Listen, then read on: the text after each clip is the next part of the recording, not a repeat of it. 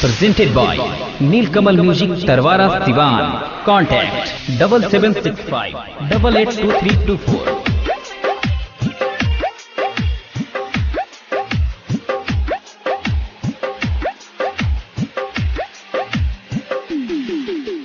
DJ Amit अपहर, अमित अपहर।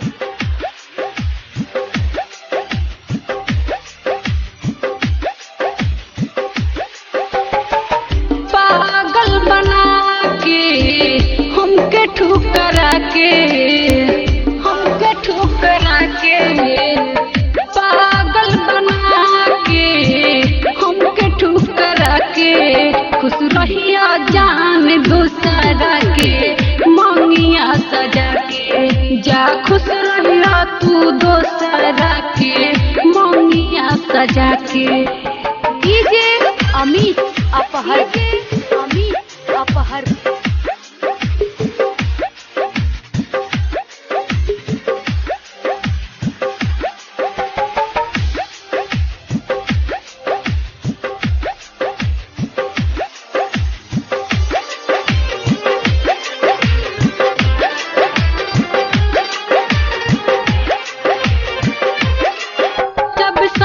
छोड़े के रहे काहे के लगवला दिल, तोहरे चलते करे जा जियल भइल मुश्किल, जियल भइल मुश्किल।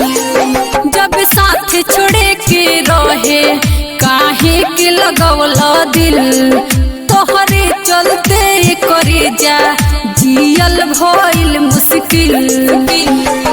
जोहर पिया हमके मुआ के खुश रहिया जान दूसरा के मंगिया सजा के, जा खुश रहिया तू दूसरा के मंगिया सजा के।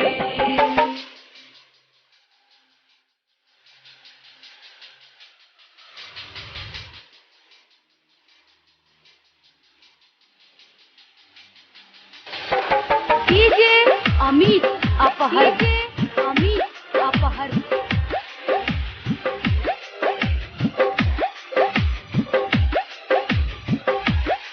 मोहन शर्मा के बतिया बिहनी ठुकराई हो, तोह पे भरोसा कैनी ए सनम हर जाई हो।